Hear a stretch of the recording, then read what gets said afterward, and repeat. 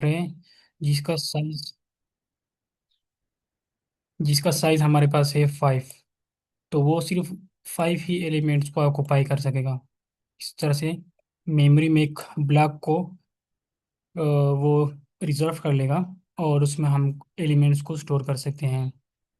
सो 5 से ज़्यादा हम स्टोर नहीं कर सकते हैं। ये हमारे पास थी स्टैटिक एरे का। और दूसरा हमारे पास है डायनेमिक। डायनेमिक का मतलब ये है कि हम ना रन टाइम, अच्छा एक दूसरा पॉइंट ये था कि स्टैटिक एरे में यह होता है कि हम ना रन टाइम पे उसको जो साइज होते हैं ना उसमें कोई भी चेंजेस नहीं कर सकते हैं। रन टाइम का ये मतलब है कि लेट्स सपोज हमारे पास जो प्रोग्राम है ना वो चल रहा होता है एग्जीक्यूशन के टाइम पे। तो उस वक्त हम उसमें कोई भी चीज़ ऐड नहीं कर सकते हैं उसका अगर साइज से एक्सीड हो रहा हो। लेकिन जब सोर्स कोड में हम प्रोग्राम लिखते हो ना तो हम वहाँ पे हम उसमें उसका जो भी साइज होता है एरे का वो हम मॉडिफाई कर सकते हैं। उसमें कोई भी मतलब अगर हमारे पास स्पेस ले सपोज हमने 5 एरे की बनाई हुई है और हम उसका साइज इंक्रीज करना चाहते हैं तो हम उसको इजीली सोर्स कोड में कर सकते हैं यानी कि कंपाइल टाइम में। और दूसरा होता है कि हमारे पास ना रन टाइम, कि जब भी एग्जीक्यूशन हो रहा होता है तो उस वक्त हम स्टैटिक एरे में चेंजेस नहीं कर सकते। स्टैटिक का मतलब कि स्टैटिक यानी कि वो जिस तरह के उसे नाम से जाहिर थे। और दूसरा है कि हमारे पास ना डायनेमिक, उसमें क्या होता है कि लेट सपोज हमने एक एरे बनाई है उसमें 5 एलिमेंट स्टोर किए हुए हैं। ओके। उसमें हम साइज को स्पेसिफाई नहीं करते। लेट सपोज यहाँ पे कोई भी हम इसमें ले लें। तो अब यहाँ पे हम इसमें कोई और एलिमेंट स्टोर स्टोर करना चाहते हैं। तो क्या होगा कि हमारे पास ना इसका जो साइज है वो डबल हो जाएगा। अभी 5 था तो 10 हो जाएगा। एक 10 एरे की साइज की एरे बन जाएगी जिसमें 10 एलिमेंट्स हम ऑक्युपाई कर सकते हैं। और क्या होगा कि इसकी कॉपी बन जाएगी, ये यहाँ पे आ जाएगा। ये जो पूरी एरे है ना वो यहाँ पे इसकी कॉपी होके यहाँ पे पेस्ट हो जाएगा। और उसके बाद जो 5 होते हैं ना, 5 स्पेसिस, वो उसमें हम फिर दोबारा से कोई भी डेटा ऐड कर सकते हैं। सो ये था डायनेमिक एरे। क्लियर हुआ? जी सर। ऑलराइट। एक होते हैं हमारे पास पाइथन में जिसको हम लिस्ट बोलते हैं। तो उसमें थोड़ा सा एक डिफरेंस ये होता है ना कि हमारे पास ना जो पाइथन में होते हैं वो आपको पता होगा कि हम डिफरेंट डेटा टाइप्स के एलिमेंट्स स्टोर कर सकते हैं पाइथन की लिस्ट में। लेकिन जो भी एरे होते हैं जिस तरह के सी प्लस प्लस में हो गया या फिर सी लैंग्वेज में हो गए, जावा में भी इस तरह से होता है कि उसमें हम डिफरेंट डेटा टाइप्स के एलिमेंट्स स्टोर नहीं कर सकते। यानी कि होमोजीनियस डेटा टाइप्स के एलिमेंट्स होते हैं। जिस तरह की ये के एरे देख लें, इसमें ना सारे इंटीजर डेटा टाइप के हैं। तो पाइथन में क्या होता है कि हमारे पास ना ये सारे ऑब्जेक्ट्स होते हैं। यानी कि ये जो 3 होते हैं ना ये यहाँ पे स्टोर हुआ होते हैं मेमोरी में। इस तरह से फिर लेट से जो 4 एलिमेंट है वो यहाँ पे स्टोर हुआ होते हैं। और क्या होता है कि हमारे पास ना लेट से कोई एक और डेटा टाइप का भी है जिसका है नेम के नाम से, कोई अर्ली है, वो हम स्टोर करना चाहते हैं, वो है स्ट्रिंग डेटा टाइप का। तो मेमोरी में ना ये सारे होमोजीनियस, सॉरी कंटीजियस मेमोरी में नहीं स्टोर होते हैं, यानी कि रैंडमली स्टोर हुए होते हैं। तो इसके ना इसका जो रेफरेंस होता है इसी तरह इसका भी रेफरेंस इसका भी अपना रेफरेंस होता है मेमोरी में। सो क्या होता है कि ना पाइथन लिस्ट में इस तरह से होता है कि इसका जो एड्रेस होता है ना वो यहाँ पे स्टोर होता है, यहाँ पे रिफर कर रहा होता है। और सिमिलरली इसका भी अपना एड्रेस यहाँ पे स्टोर हुआ होता है। और यहाँ पे भी फोर का जो भी मेमोरी रेफरेंस होते हैं वो यहाँ पे। अभी कंटीजियस यहाँ पे है लेकिन ये जो एलिमेंट्स हैं ना ये सारे रेंडमली स्टोर हुए हुए हैं, सिर्फ उसके एड्रेसेस कंटीजियस मेमोरी में स्टोर हुए हुए हैं। सो इसको ये थोड़ा सा माइनर सा डिफरेंस है कि डायनेमिक एरे में और पाइथन लिस्ट में क्या डिफरेंस होते हैं। ओके। सो यहाँ तक अगर कोई क्वेश्चन है तो कोई चीज़ समझ नहीं आई हो?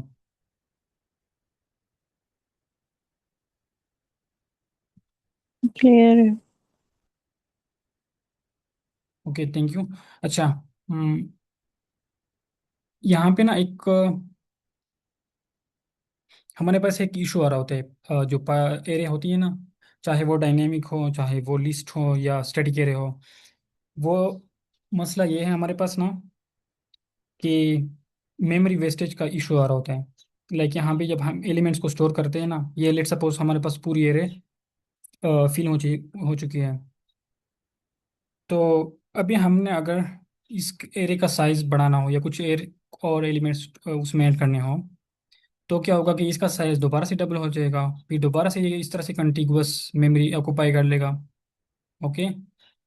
सो एक सेकेंड, यहाँ पे नहीं, यहाँ पे वो दोबारा से एक एरे बना के इसकी कॉपी बना के यहाँ पे उसको पेस्ट कर देगा। और फिर क्या होता है इसमें ना कि एक ये इशू होता है कि हमारे पास ना, लेट सपोज हमने उसमें 50 एलिमेंट्स है वो तो यहाँ पे स्टोर कर दिए। ओके। और एक दूसरा एलिमेंट भी हमने ऐड कर दिया 51 का, और इसका एरे का साइज है हमारे पास 100। ओके। तो क्या होगा कि हमारे पास ना जो 49 स्पेसिस है वो तो वेस्ट हो गए ना। एक ये इशू हो गया। दूसरा ये है कि हमारे पास ना ये जो कंटिन्यूअस मेमोरी ब्लॉक्स होते हैं ना, जो रिजर्व किए हुए होते हैं एरे ने वो ये होता है कि हमारे पास ना, लेट सपोज हम कोई डेटा को एलिमेंट स्टोर करना कर रहे हैं, तो वो हम यहाँ पे स्टोर नहीं कर सकते क्योंकि ये जो मेमोरी ब्लॉक्स है ना वो तो इस एरे ने रिजर्व कर लिए हैं। तो हम इस स्पेस को यूज़ नहीं कर सकते हैं। सो एक इस इशू को सॉल्व करने के लिए हमारे पास एक दूसरा डेटा स्ट्रक्चर है जिसका नाम है लिंक्ड लिस्ट। इस प्रॉब्लम की कोई किसी को अगर समझ नहीं आई होगी कि हम लिंक लिस्ट पे क्यों जाते हैं। जी सर, ये दोबारा बता दीजिए। ओके। तो सो बेसिकली हमारे पास ना जो एरे होती है ना वो कंटिन्यूअस मेमोरी ब्लॉक्स उसमें, वो जो जो भी डेटा हम उसमें स्टोर करते हैं या एलिमेंट्स के लें, वो कंटिन्यूअस मेमोरी लोकेशंस पे स्टोर हुए होते हैं। तो हमने लेट सपोज कोई डेटा ऐड करना हो, स्टोर करना हो, तो हम ना इस जो ये हमारे पास जो स्पेस बचा था इस पे हम स्टोर नहीं कर सकते हैं। यानी कि ये हमारे पास स्पेस का एक वेस्टेज कह लें कि वेस्ट हो रही है मेमोरी। सो इस प्रॉब्लम को सॉल्व करने के लिए हमारे पास लिंक लिस्ट है, वो मैं आपको बताता हूँ। उसमें क्या होता है कि हमारे पास ना नोड्स होते हैं, उसका हम बोलते हैं नोड्स। उसमें एक पोर्शन होता है डेटा का, यहाँ पे हम डेटा लिखते हैं। और दूसरा नोड जो नोड का पोर्शन होता है वो है होते हैं रेफरेंस पॉइंटर भी उसको हम बोलते हैं। तो इसमें हम लेट सपोज यहाँ पे कोई भी वैल्यू स्टोर कर लें, 50 हो या कोई भी डेटा हमने यहाँ पे स्टोर किया। दूसरा जो नोड होगा वो यहाँ पे मेमोरी में होगा, उसका भी दो पोर्शंस होंगे। लाइक कोई भी उसका या तो 30 होगा या कुछ भी उसमें हम स्टोर कर लें, और एक रेफरेंस पॉइंटर होगा। तो क्या होता है कि हमारे पास ना ये जो पॉइंटर होता है वो इस के नोड के एड्रेस को पॉइंट कर रहा होता है, यानी कि इस तरह से वो लिंक हुए होते हैं। अभी यहाँ पे जो इशू था ना वो क्या था कि यहाँ पे ना हमारे पास कंटिन्यूअस मेमोरी ब्लॉक्स उसने ऑक्यूपाई कर लिए थे, लेकिन लिंक लिस्ट में क्या था कि हम ना उसको रेंडमली स्टोर कर सकते हैं और फिर उसको सिंपली उसको लिंक करके हम एक प्रॉपर अपना एक डेटा स्ट्रक्चर बना सकते हैं। अभी लेट सपोज यहाँ पे एक दूसरा मेमोरी ब्लॉक्स था। ये जो मेमोरी ब्लॉक्स होती है ना ये इस तरह से होते हैं कि लेट सपोज हमने एक एक्सेल शीट अगर आप देख लें, तो यहाँ पे अगर हम इसको ड्रा कर लें,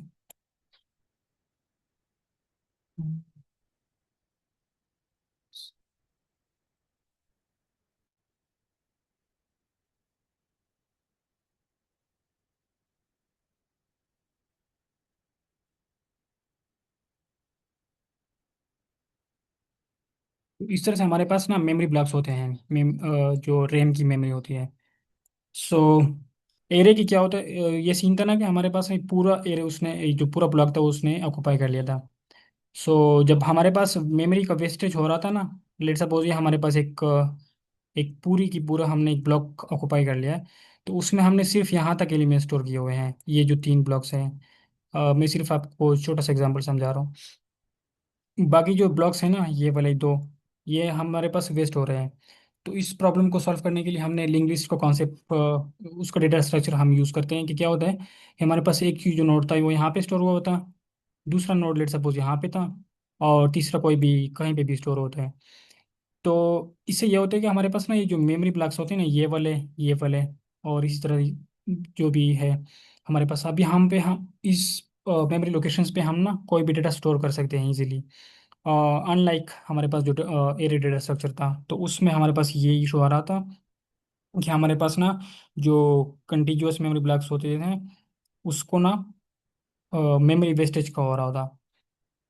सो ये हमारे पास होता है लिंक लिस्ट। इसको हम देखते हैं। यहाँ तक कोई क्वेश्चन हो तो पूछ लें। No sir.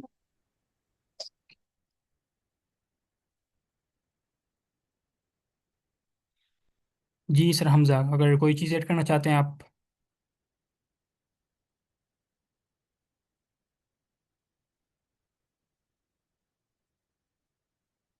Sir okay. जी सर, आपने सही कवर किया। तो सर मेरा ये क्वेश्चन है कि जैसे हमारे पास पाइथन लिस्ट है, उसमें तो डिफरेंट जगह पर हम डाटा रख रहे हैं ना, और फिर उनसे रेफरेंस ले रहे हैं, तो उसमें क्यों हमें कंटीन्यूअस एलोकेशन की जरूरत पड़ती है? ओके, तो उसमें हमारे पास ना जो, अगर हमने कोई एलिमेंट को एक्सेस करना हो तो उसकी जो टाइम कम्प्लेक्सिटी होती है उसका होता है हमारे पास big O(1). सो मेरे ख्याल में जो आ रहा है वो ये आंसर होगा। लेकिन यहाँ पे अगर हमने कोई एलिमेंट को एक्सेस करना हो तो वो big O(n) में चला जाएगा। हमने पूरा लिंक लिस्ट जो होता है उसको ट्रिवर्स करना पड़ता है। ये उसका एक एडवांटेज है मेरे ख्याल से। जी सर। उसमें सर बेसिकली हमें जो रेफरेंसेस एड्रेसेस होते हैं ना, उनके लिए एक कॉन्टिगियस मेमोरी लेनी पड़ती है। जैसे लिंक लिस्ट में तो ये होता है कि हम एड्रेसेस को नेक्स्ट पॉइंटर के अंदर स्टोर करते रहते हैं। लेकिन जो पाइथन लिस्ट होती है, उसमें हम हर डेटा पॉइंट के साथ, हर नोड के साथ नेक्स्ट का पॉइंटर नहीं लगाते, बल्कि एक कॉन्टिगियस अरे बनाते हैं और उसके अंदर तमाम के एड्रेसेस को सेव कर लेते हैं। ग्रेट। एग्जैक्टली, बिल्कुल। Thank you sir for reading. Thank you sir. Okay, किसी और ने अगर कोई कुछ ऐड करना हो या क्वेश्चन हो कीजिएगा।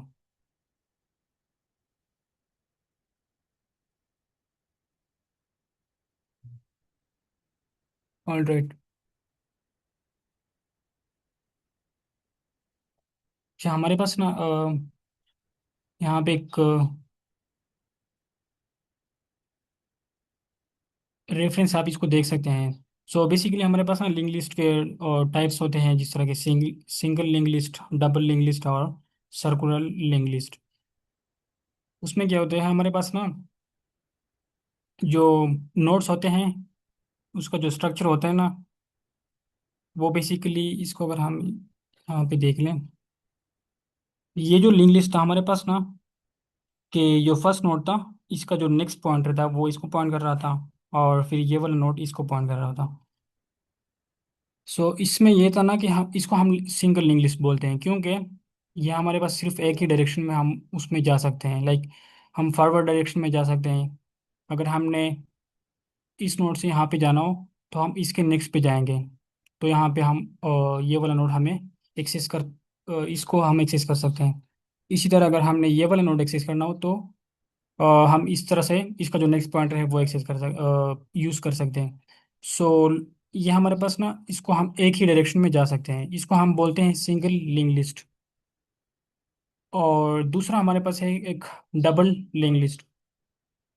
उसमें क्या होता है कि हमारे पास ना, यहाँ पे अगर मैं लिख दूँ कि नेक्स्ट पॉइंटर, एक दूसरा हमारे पास होता है कि डबल लिंक लिस्ट। उसमें क्या होता है हमारे पास कि एक तो डेटा होता ही है हमारे पास सिमिलरली जिस तरह के हमारे पास सिंगल में था, और एक नेक्स्ट पॉइंटर होता है, और एक हमारे पास प्रीवियस।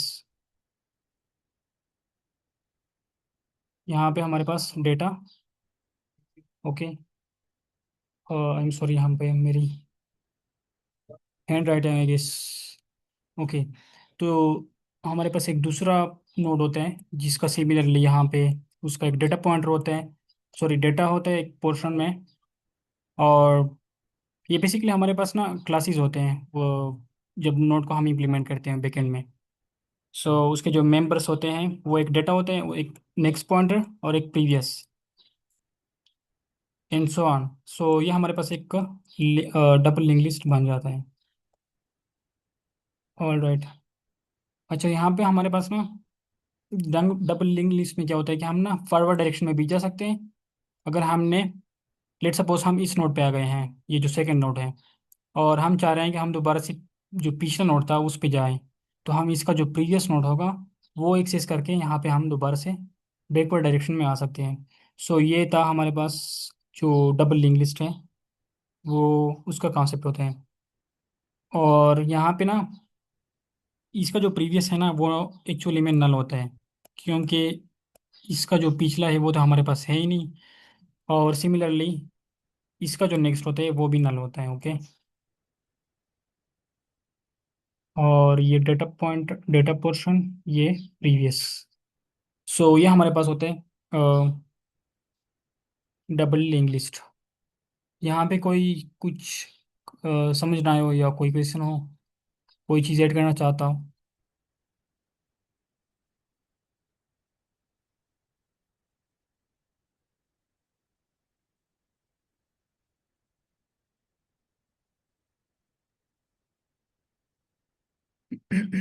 ओके।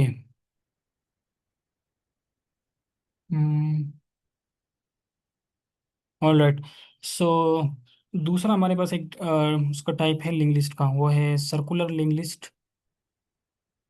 उसमें बेसिकली डबल लिंक लिस्ट की तरह ही होता है, लेकिन उसमें ये डिफरेंस होता है कि हमारे पास ना एक ये जो लास्ट नोड है इसका जो नेक्स्ट पॉइंटर है ना वो पॉइंट कर रहा होता है फर्स्ट नोड पे। यानी कि आप कह लें कि एक सर्कल बन रहा होता है। और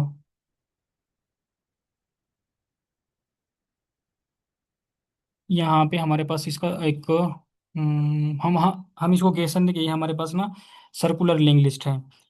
sir Hamza, are you there? कि यहाँ पे हमारे पास इसका जो प्रीवियस नोड होता है, क्या वो यहाँ पे उसके साथ अ, इसका जो एड्रेस है, जो फर्स्ट नोड है, वो यहाँ पे स्टोर हुआ होता है या नहीं?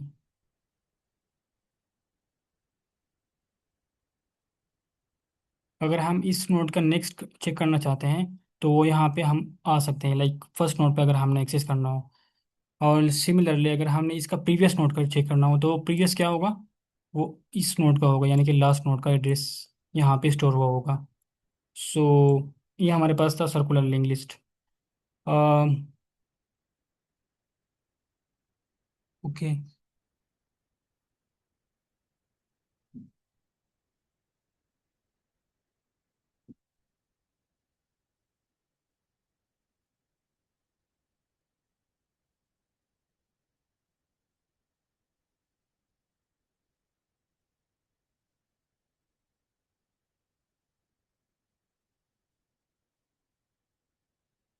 लेट मी सी, कोई चीज मिस तो नहीं हो गई, एक सेकंड।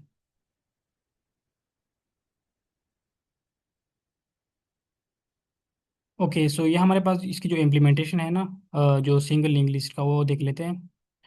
पाइथन में हम क्या करते हैं कि हम ना एक क्लास बनाते हैं नोड के नाम से, और उसमें डेटा मेंबर्स होते हैं सेल्फ डॉट डेटा। और उसका जो हम जिस तरह के मैंने अभी आपको बताया था कि हमारे पास ना हर नोड का एक डेटा पोर्शन होता है, और एक नेक्स्ट पॉइंटर जो कि नेक्स्ट नोड पे पॉइंट कर रहा होता है। सो ये हमारे पास उसका जो डेटा, उसका कह लें मेंबर, डेटा मेंबर, और दूसरा हमारे पास है नेक्स्ट पॉइंटर।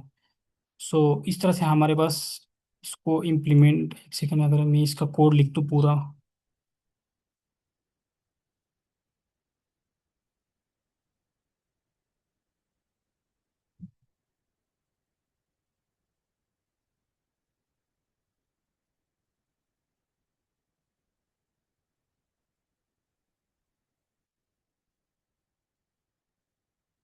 ओके। हम इसको ना एक नोड बनाते हैं हम।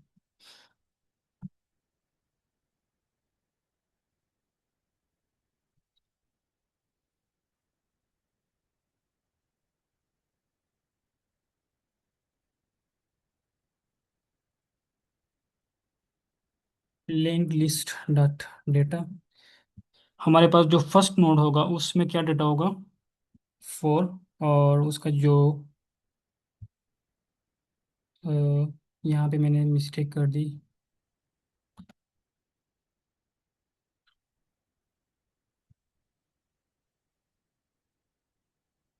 ओके, सो हमारे पास जो पहला नोड होगा उसके जो डेटा पोर्शन होगा उसमें 4 हमने स्टोर कर दिया। और हम अभी दूसरा नोड बनाएंगे। फिर उस फिर क्या करेंगे कि पहला जो नोड था ना, उसके नेक्स्ट में स्टोर करेंगे जो दूसरा नोड होगा।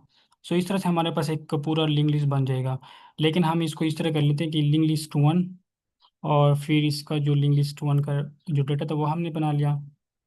बेसिकली हमने, अगर मैं इस तरह कर लूँ कि नोड वन बना दूँ तो सही होगा। नोड वन,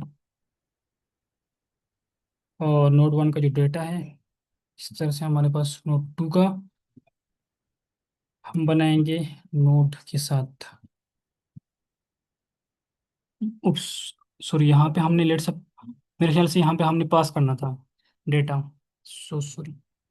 ओके, सो नोड वन हमारे पास बन गया, और यहाँ पे हम दूसरा नोड बनाते हैं। और नोड वन डॉट नेक्स्ट में हम स्टोर करते हैं नोड टू। हम इसको प्रिंट करते हैं पूरा।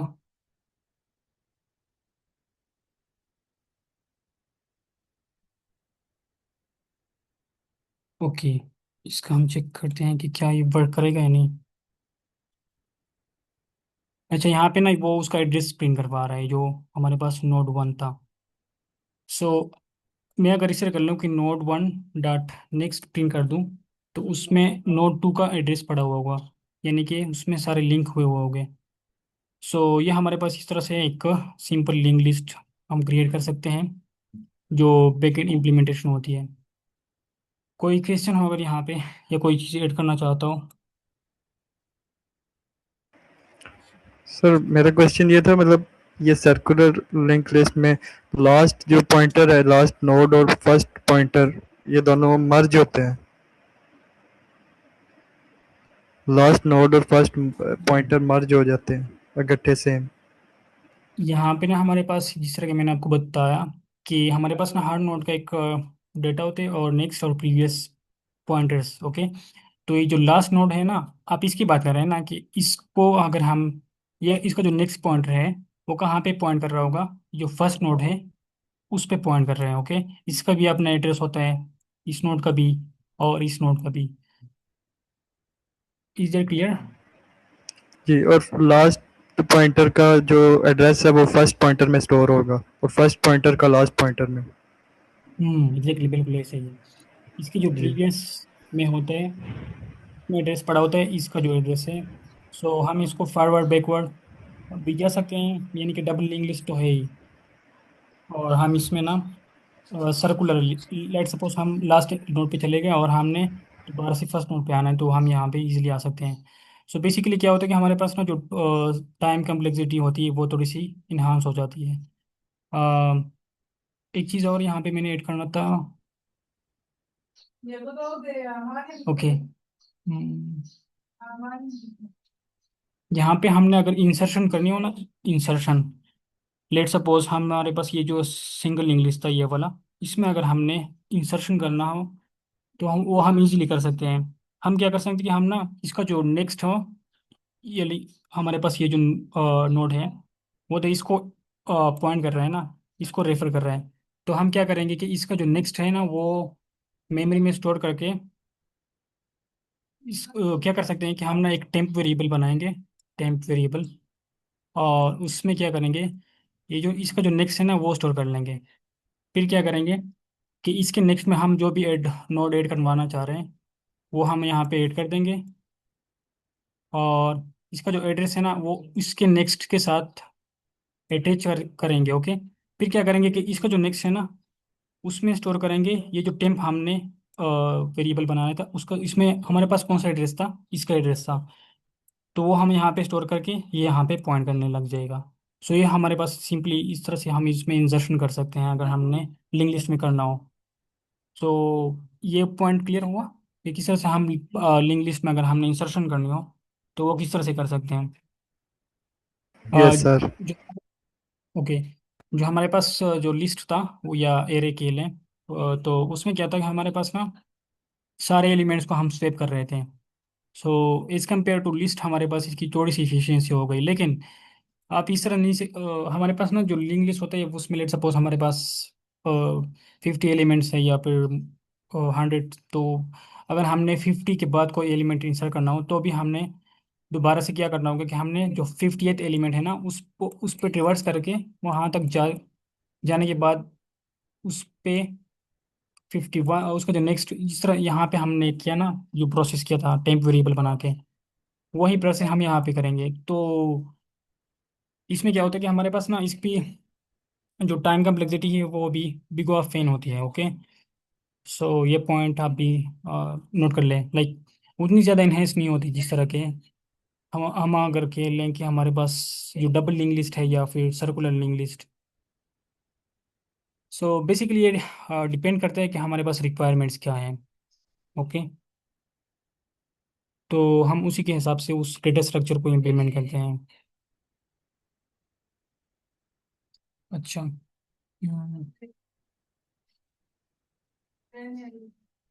ओके, लेट मी सी कि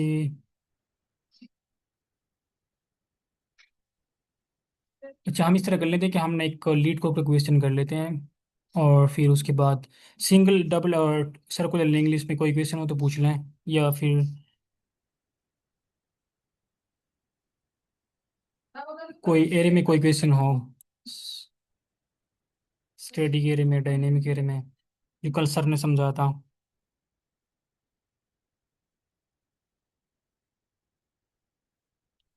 ओके,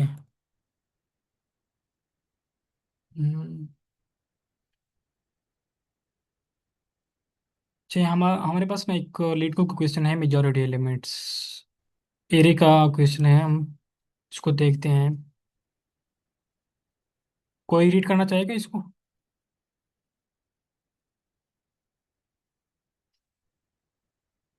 एनीवन, अगर कोई क्वेश्चन को रीड करना चाहते हैं।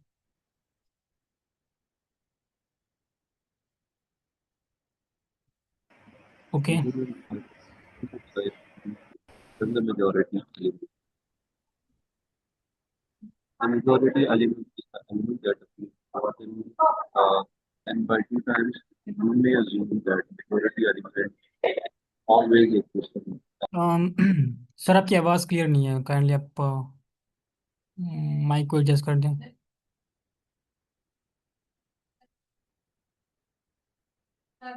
अच्छा, कोई और रीड करना चाहते हैं क्वेश्चन को या मैं कर दूं? सर का मेरे ख्याल से माइक का इशू था। जी सर साहब। Given an array nums of size and return the majority element is the element that appears more than n by 2 times. You may assume that the majority element always exists in the array. Okay, so thank you sir. So इसकी किसी को समझ लग गई कि इसमें क्या कह रहे हैं, इस प्रॉब्लम में, प्रॉब्लम स्टेटमेंट में?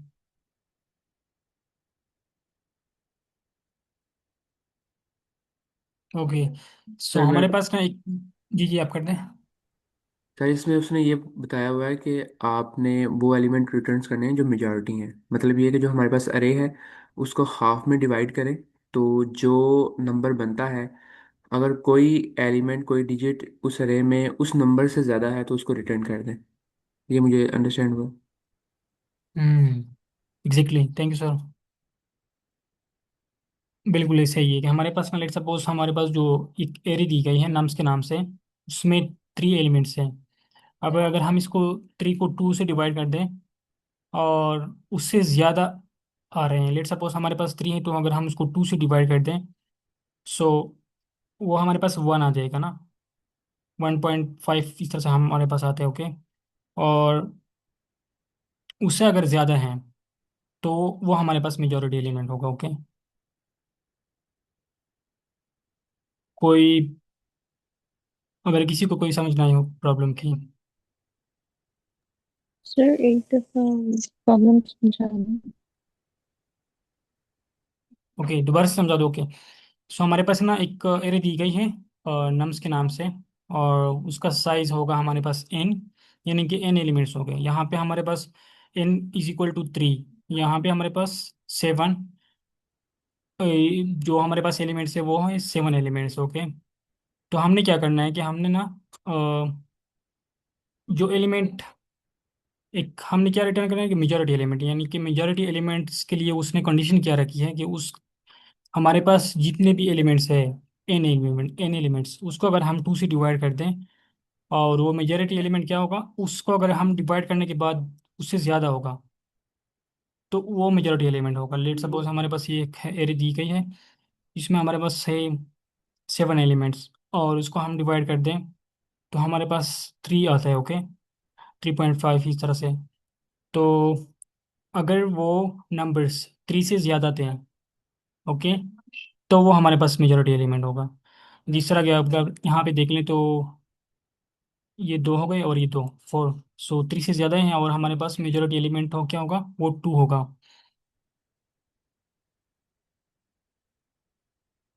Is it clear? सर इसमें ऐसा भी हो सकता है कि दो एलिमेंट मेजोरिटी नंबर से ज़्यादा हो जाए, क्या सिर्फ एक ही होगा? हम्म, गुड क्वेश्चन।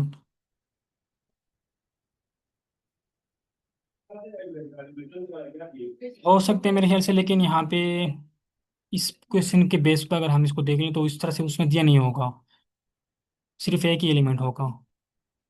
हम्म, ओके, राइट।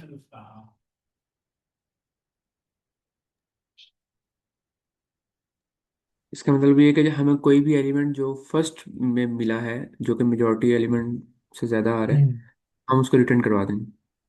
हम्म, ओके। एग्जैक्टली।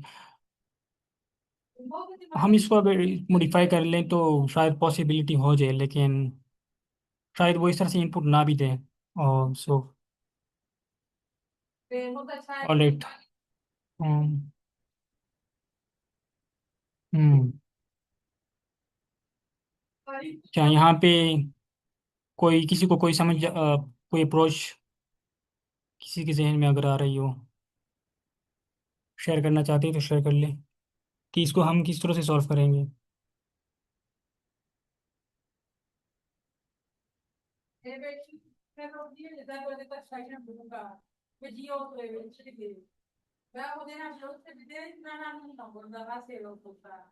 हम इस तरह कर सकते हैं कि हम ना ये जो, जी sir Saim. Sir first step तो हमारा ये होगा कि इसकी लेंथ फाइंड करें अरे की, हमारे पास अरे है, और इसके बाद इस अरे की लेंथ को डिवाइड करें 2 पे। फर्स्ट स्टेप स्टार्ट ऐसे लेंगे। एग्जैक्टली, बिल्कुल ऐसे ही करेंगे हम। Okay, anyone else? सर इसमें मुझे लग रहा है कि अगर हम इन नंबर्स के ना, जितने भी नंबर्स हैं उनका काउंट कर लें। जिस तरह फर्स्ट स्टेटमेंट है उसमें हमें पता चल रहा है कि तीन जो है ना वो 2 टाइम्स है। हम कोई ऐसी डिक्शनरी बनाए जिसमें हम ये स्टोर कर लें कि तीन की जो टोटल, मतलब ये तीन 2 दफ़ा आया है और टू 1 टाइम आया है। और जो सेकंड प्रॉब्लम है इसमें हमें पता चल रहा है कि जो टू है वो 4 टाइम आया है और थ्री 1 टाइम आया है। तो हमारे पास एक डिक्शनरी में स्टोर हो चुका होगा। और और हमारे पास एक लिमिट भी है, बार भी है, वो है सेकंड टाइम। जो सेकंड एग्जांपल है उसमें हमारे पास बार है 3, क्योंकि हमने 7 को 2 पे डिवाइड किया तो 3 हमारे पास आ रहा था। तो कोई भी नंबर डिक्शनरी के अंदर जो 3 से ज़्यादा टाइम आ रहा है तो हम उसको रिटर्न कर सकते हैं। तो ये मेरा सोल्यूशन होगा।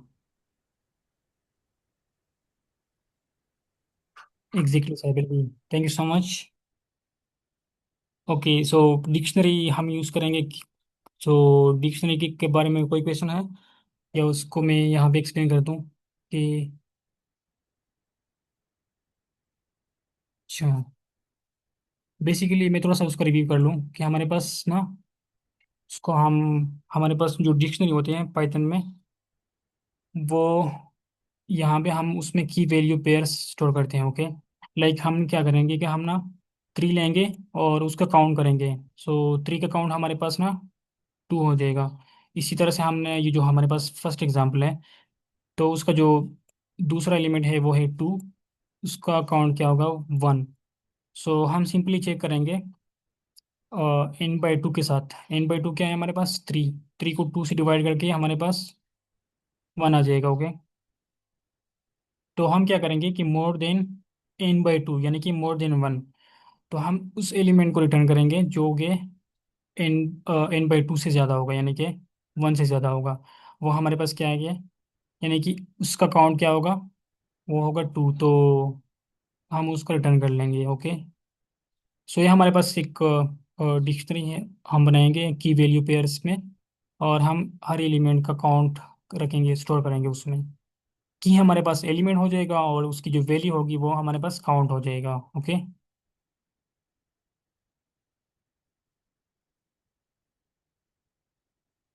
डिक्शनरी में अगर किसी को कोई समझ ना आया हो तो पूछ लें।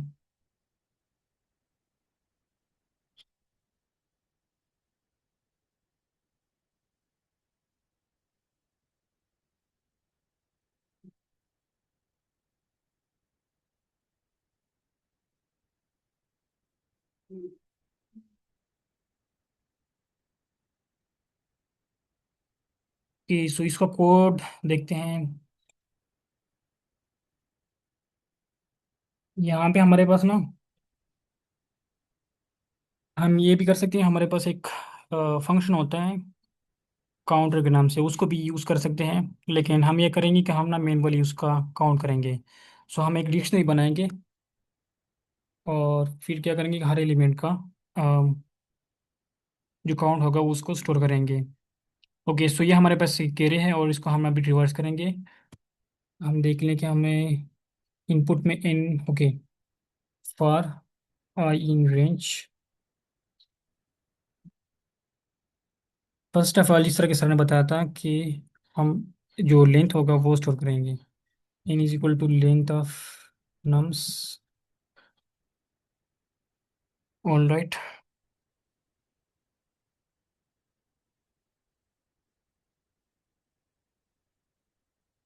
हम अगर इस तरह कर लें, जी अगर कोई ऐड करना चाहते हैं साथ साथ तो ऐड कर सकते हैं।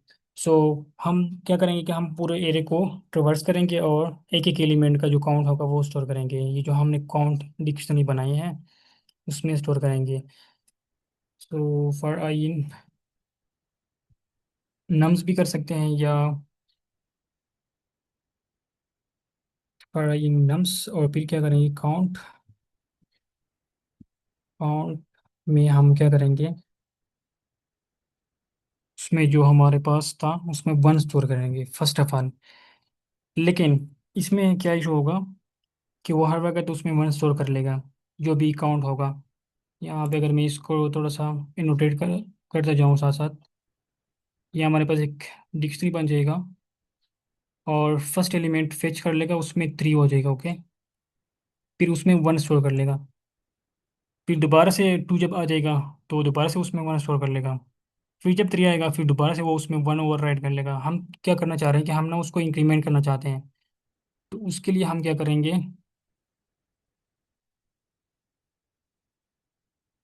कि हम एक कंडीशन लगाएंगे कि क्या उसमें ऑलरेडी स्टोर्ड है, अगर स्टोर था तो उसको क्या कर लो, सिर्फ इंक्रीमेंट कर दो, अदरवाइज उसमें वन स्टोर कर दो। इफ़ काउंट ऑफ आई अगर ऑलरेडी उसमें है तो इसका मतलब कि हमारे पास ना वो उसमें एक वैल्यू वैल्यू जो थी हमारे पास वो उसमें ऐड हो गई है, तो हम उसको इंक्रीमेंट कर लेंगे simply, plus equal to one. ये हमारे पास अरिथमेटिक असाइनमेंट ऑपरेटर है। ओके, यहाँ पे इंडेंटेशन का इशू है मेरे ख्याल से।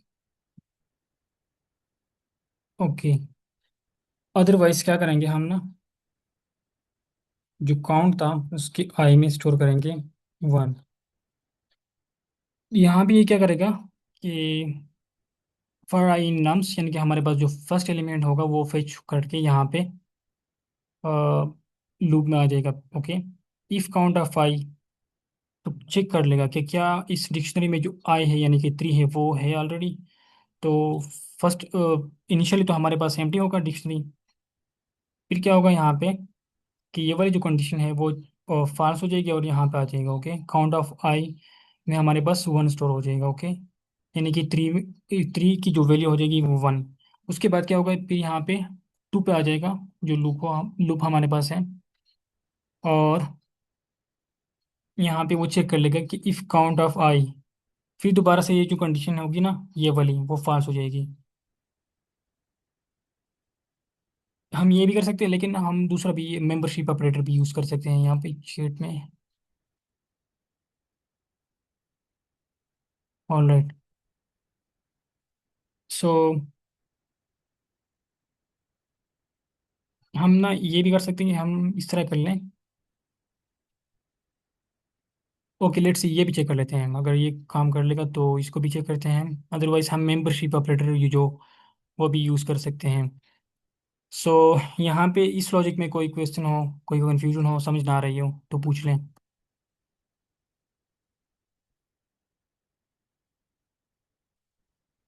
All right.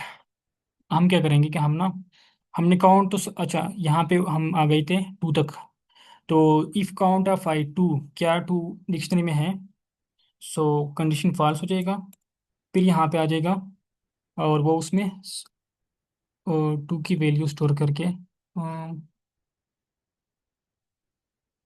तो नहीं, टू की वैल्यू स्टोर करके यहाँ पे वन आ जाएगा। ओके। उप्स, ये पता नहीं लेज़र का हो गया था।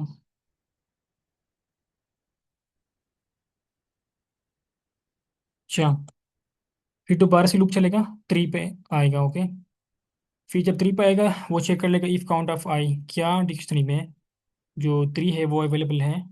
सो इस मरतबा ये कंडीशन ट्रू हो जाएगी, और क्या होगा, काउंट ऑफ आई में, यानी कि थ्री पे वैल्यू पे जाओ, उसकी वैल्यू को इंक्रीमेंट कर लो बाई वन। तो फिर ये वन थी, फिर ये यहाँ पे टू हो जाएगा। ओके। हम उसके बाद यहाँ पे आई होप सो कि क्लियर हुआ होगा। हम अभी सिंपली क्या करेंगे कि हम ना दोबारा से ये वाला जो कंडीशन था ना, more than one, more than n by two वाला, वो हमने सिंपली इम्प्लीमेंट करना है। और फिर डिक्शनरी को रिवर्स करके हमने सिंपली उस एलिमेंट को रिटर्न करना होता है। ओके। So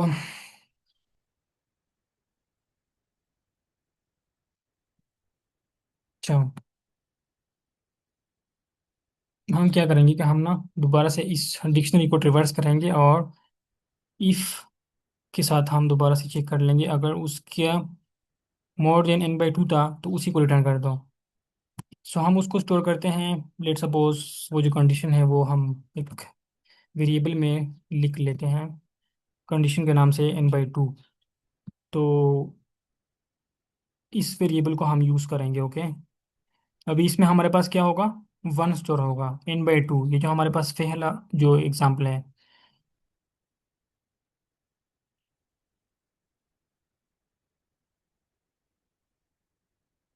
okay. सो लूप चलाएंगे फॉर इन काउंट, डिक्शनरी पे हम लूप चलाएंगे। If count of I is greater than condition, ऐसे ही होगा ना? कहीं भी मैं अगर गलती कर रहा हूँ तो आप मुझे काइंडली बता दीजिएगा। ओके।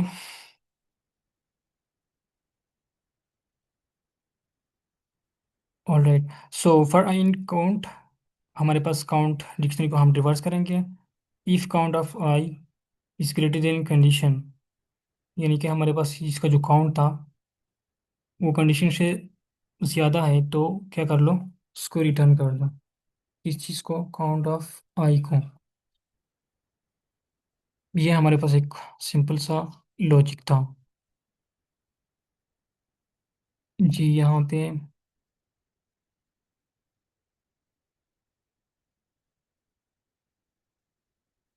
हम्म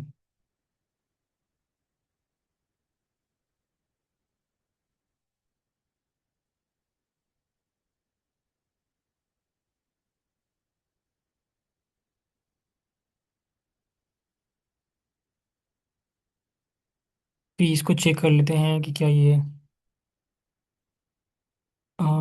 काम कर रहा है या कोई एरर दे रहा है। हम्म ऑल राइट। सो यहाँ पे हमें एक एरर मिल रहा है, जिस तरह कि मैंने बताया था कि हम यहाँ पे ये भी कर सकते हैं कि हम ना मेंबरशिप जो ऑपरेटर है, if I not in count, अगर काउंट पे ना हो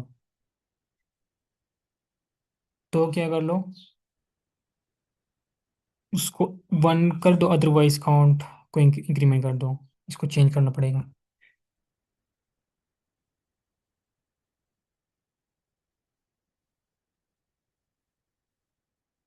हम्म। तो चेक करते हैं कि क्या ये वर्क कर रहा है या नहीं।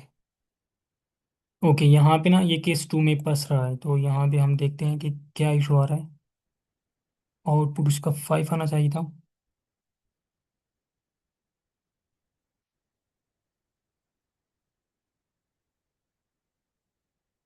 For in count, if count of I greater than condition. कोई बता सकते हैं यहाँ पे क्या इशू आ रहा है? Thank you sir Ubaid for reading. Okay, use else for second condition. यहाँ पे ये तो वैसे भी एग्जीक्यूट होगा ना मेरे ख्याल से, या यहाँ पे एल्स।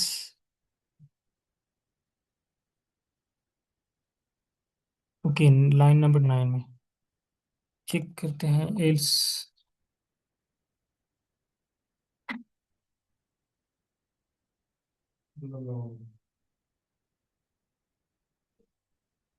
हम्म।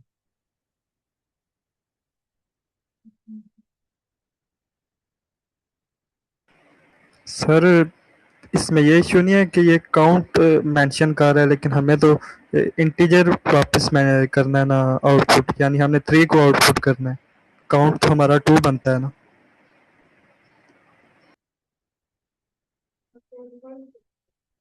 ओके, इस फर्स्ट एग्जांपल में हाँ, हमने एक्सेस तो कर लिया था।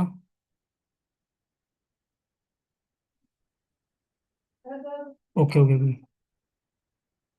अच्छा, काउंट ऑफ आई। नहीं नहीं, हमने इसकी, ओके ओके सॉरी, एग्जैक्टली बिल्कुल हमने ना यहाँ पे इशू कर दिया कि हमने उसकी जो वैलिडिटी वो रिटर्न कर रहे थे, हमने यहाँ पे की को रिटर्न करना था। Okay.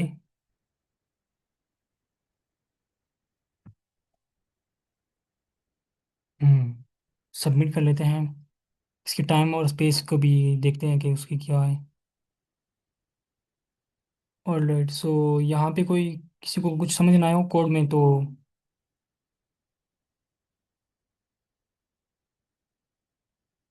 Hmm. Thank you sir सरुबेद for reading.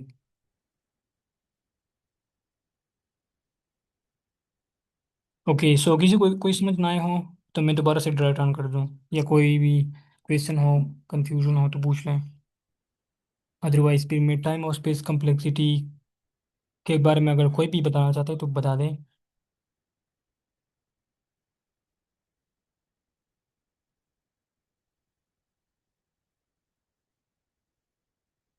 Anyone? Okay, time और स्पेस के बारे में कोई बताएगा इसमें कि इसकी टाइम और स्पेस क्या होगा, इसकी कॉम्प्लेक्सिटी क्या होगी इस सॉल्यूशन की?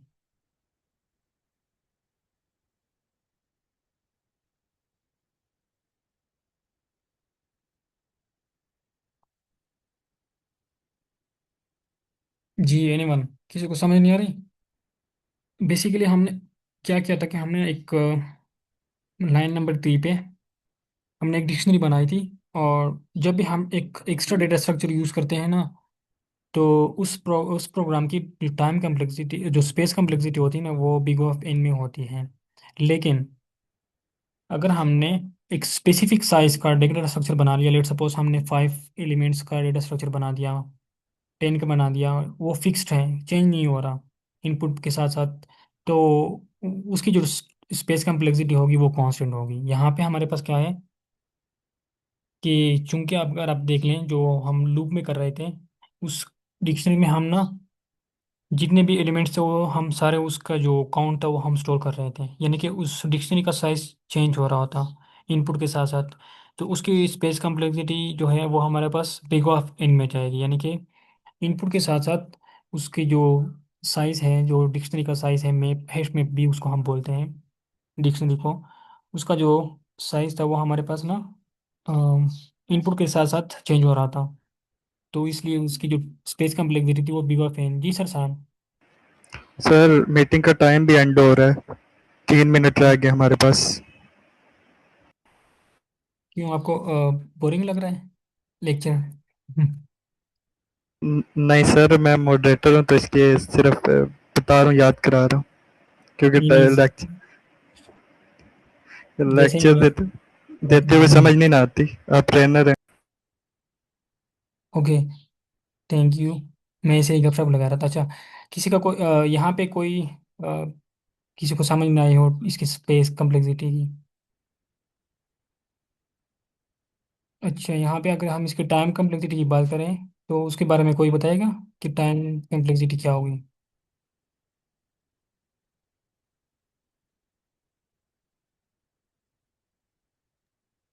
Sir I okay. थिंक और एन एन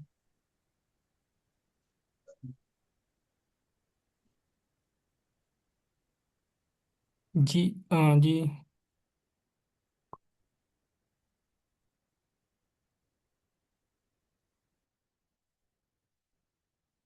जी सर, हमजा बेगिया, सरासत बुहारी। सर इसमें क्या है ना कि ओ ऑफ एन होगी। हम्म। ओके, यानी कि space complexity, okay time complexity big of n. Hmm. और वो बिग ऑफ एन क्यों होगी? क्योंकि हमारे पास ना जो पूरा एरिया था उसको हम ट्रेवर्स कर रहे थे। हम एक लूप हमने उसमें लगाया हुआ है हम, और उस पूरे एरिया को हमने ट्रेवर्स किया। सो यहाँ पे हमारे पास एक बिग ऑफ एन आ गया, और यहाँ पे हमारे पास भी बिग ऑफ एन आ गया। तो दोनों का अगर हम सम कर लें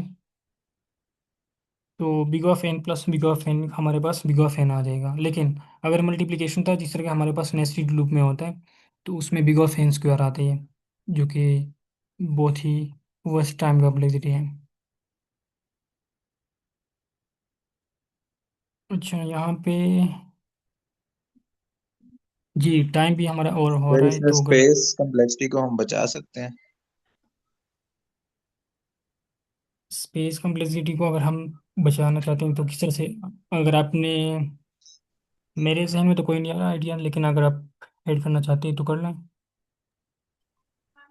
जी सर, वो मुझे उसका नाम याद नहीं है। एक एल्गोरिदम होता है जिसमें हम वेरिएबल्स रखते हैं और दो वेरिएबल लेते हैं, और फिर हम जैसे जैसे वैल्यू आती जाती है उसमें रिप्लेस करते जाते हैं। एंड पे जो ज्यादा अटरेंस वाला वेरिएबल आता है वो आ जाता है।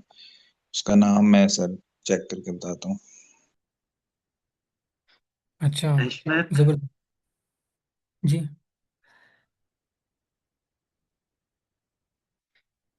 जी सर, आप कुछ ऐड करना चाहते हैं? नहीं, मैंने काउंट कहा शायद कैंडिडेट। हैशमैप की बात हो रही है। नहीं नहीं सर, हैश मैप में स्पेस आ जाती है ना। उसमें सिर्फ हम दो वेरिएबल लेते हैं। उसका नाम मैं एक सेकंड सर्च करता हूँ।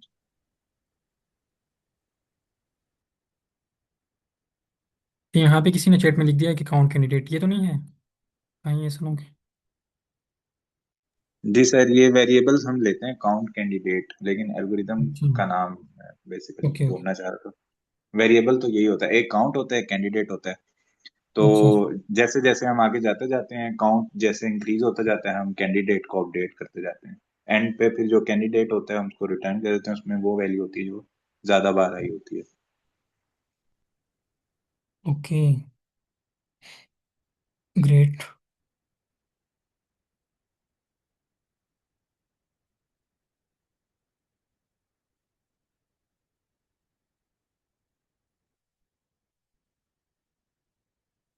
जी, किसी का मीनवाइल कोई क्वेश्चन है तो बोयर पूछ लें। बोयर मुरे सर, ये एल्गोरिदम का नाम है, बोयर मुरे। ओके, चैट में लिख दे काइंडली, क्योंकि उसकी जी इतनी। सर, मैं लिख देता हूँ। हम्म,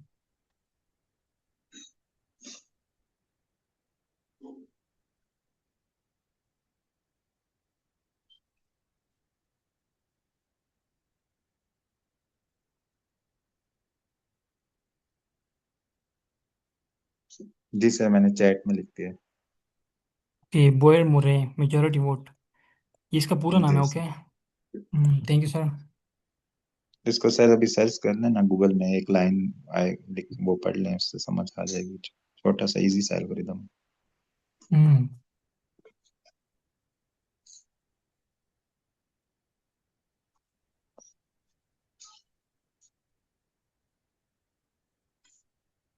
Okay, the Boyer-Murray voting algorithm efficiently finds the majority element in an array, an element that appears more than and by two times, using two passes. In the first pass, it selects a potential candidate by increasing a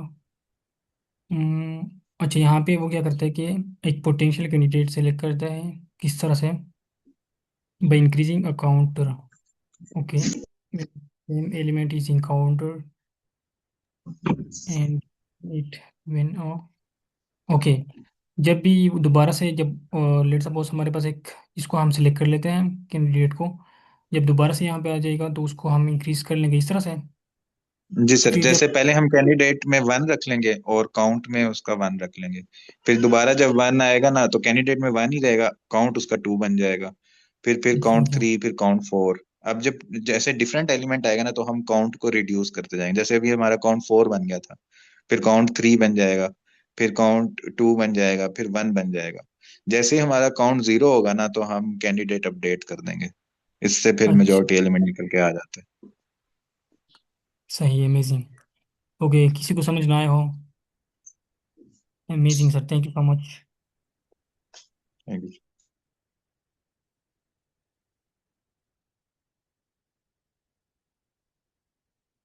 इसका code शायद इसने यहाँ पे mention किया होगा।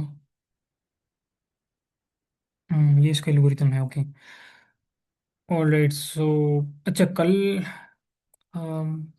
मेरे ख्याल से कोई किसी ने क्वेश्चन पूछा था कि हमारे पास ना एक